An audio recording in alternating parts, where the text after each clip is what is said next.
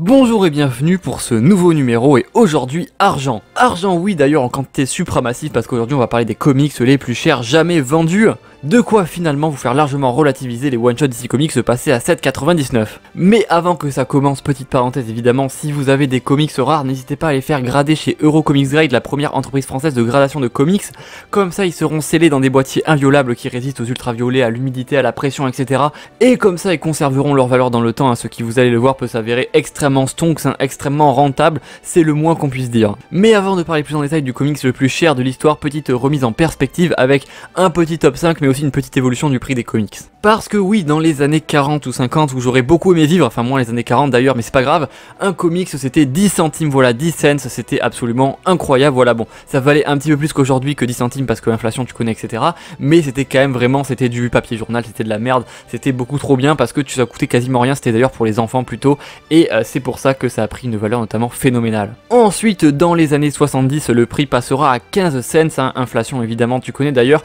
les comics qui étaient restés à 10 cents c'était un argument marketing pour faire acheter les gens, voilà il y avait 5 centimes d'écart mais tu connais. Et d'ailleurs pour vous donner une idée à peu près à la même période, les scénaristes touchaient entre 5 et 10 dollars la planche, à peu près pareil pour les dessinateurs. Et puis finalement dans les années 2000 le prix était plus autour de 2 dollars et puis après 2,99$ pour la période New 52 par exemple chez DC Comics à partir de 2012. Et bien sûr aujourd'hui c'est passé à 3,99$ et 4,99$ pour les variantes cover, c'est le désarroi le plus total voilà, mais bon il faut pas que ça aille au-dessus de 5 dollars parce que ça va commencer à vraiment casser les couilles. D'ailleurs les one shot DC Comics sont eux passés à 7,99$, ça fait mal au cul, on est d'accord. Et avec cette nette augmentation du prix, vous comprenez bien sûr que les comics les plus rares ont bien sûr vu leur prix complètement exploser à l'image des 5 comics que je vais vous présenter. Parce qu'en effet le 5ème comics le plus cher jamais vendu n'est autre que le Marvel Comics numéro 1, tout simplement noté en 9.4 chez CGC et vendu en 2022 pour la somme de 2,4 millions de fucking dollars. Et d'ailleurs c'est marrant mais juste en dessous de lui c'est le Batman numéro 1 tout simplement vendu à 2,22 millions de dollars.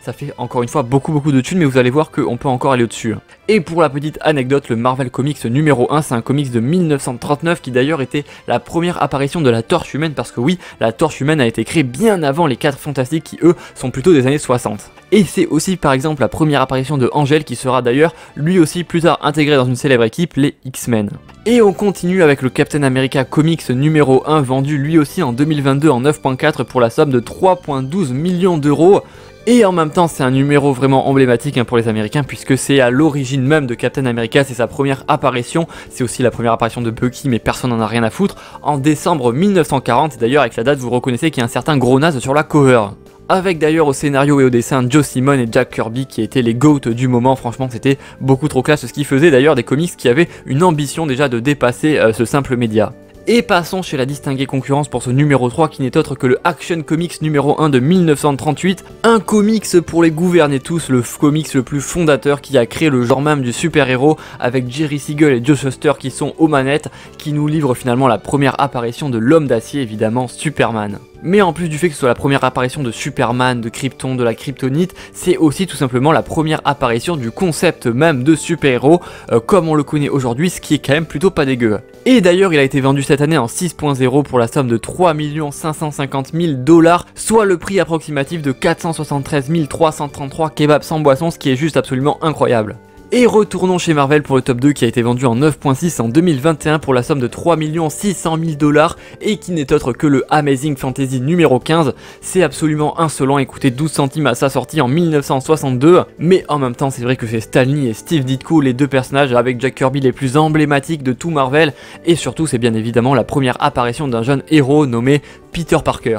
Et d'ailleurs pour l'anecdote c'est dans ce numéro que du coup il y a les origines forcément de Spider-Man qui va donc voir logiquement mourir l'oncle Ben, ce qui fait d'ailleurs que dans le canon de Spider-Man en 60 ans d'existence l'oncle Ben n'a été vivant que pendant un seul numéro, bravo à lui. Mais le comics le plus cher de l'humanité, vous commencez à vous en douter, c'est un DC Comics évidemment, parce que DC Comics c'est mieux, on ne le rappellera jamais assez évidemment, et c'est pas n'importe lequel puisque c'est le premier numéro dédié au plus grand de tous les super-héros, The One and Only Superman avec son numéro 1 en juin 1939. Et maintenant, avant que je vous dise le prix, essayez de deviner en commentaire, ça m'intéresse vraiment ces premiers degrés, parce que j'ai vraiment pété mon crâne, je vous laisse quelques secondes pour écrire, parce que pour rappel, le numéro 2 a été vendu à 3,6 millions de $, voilà, c'est le juste prix, les jeux sont faits. Lors d'une vente privée en 2022, le Superman numéro 1 gradé en 8.0 s'est vendu à suspense, 5,3 millions de fucking dollars, soit 1,7 million de plus que le deuxième de la liste, ça n'a absolument aucun sens.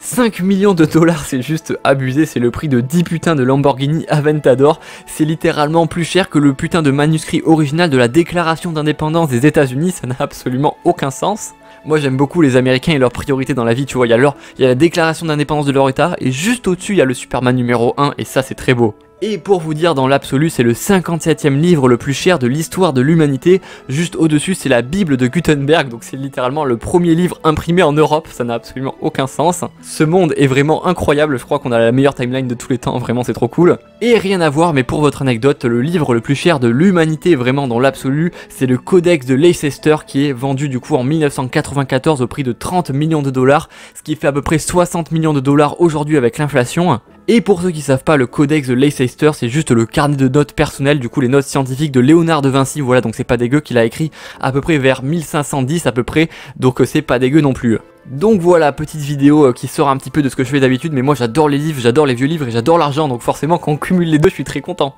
Mais voilà, premier degré, dites-moi dans les commentaires ce que vous en avez pensé. En fait je pense cette année faire plus de vidéos autour du monde des comics, parce qu'il y a tellement de sujets, d'histoires complètement folles, d'anecdotes complètement incroyables, que j'ai envie, alors il y aura toujours, j'ai envie de faire des vidéos comme je vous dis sur les équipes, etc. Je vais continuer les personnages, oui on va parler du Beyonder, de ce que vous voulez, je sais pas quoi, dites-moi en commentaire si vous voulez qu'on parle de trucs, genre je sais pas, le Beyonder rythme, des trucs un peu annexes de chez Marvel, ça fait longtemps que je vais parler de Marvel,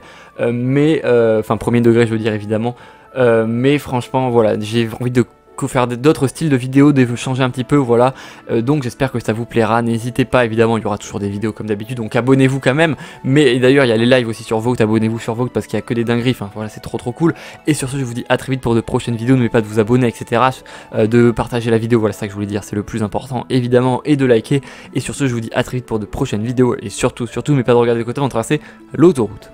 Je veux pas aller à l'école. Ah bon?